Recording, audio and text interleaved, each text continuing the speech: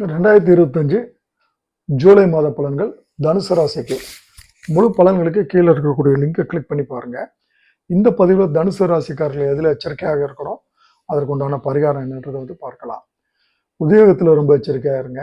கூட இருக்கிறவங்கள குளிப்பெருப்பாங்க, பெட்டிஷன் போடுவாங்க. தந்தையுடன் பிரச்சனை வேண்டாம். தந்தை ஆரோக்கியத்தில் எச்சரிக்கையாக இருங்க. பேக் போனில் பிரச்சனை வரும். ஜாயிண்ட்ல வலிகள் நீங்கும். உடம்பு அசாத்திய வலிகள் நீங்கும். பிரயாணங்கள் அதிகரிக்கும், அலைச்சல்களும் அதிகரிக்கும்.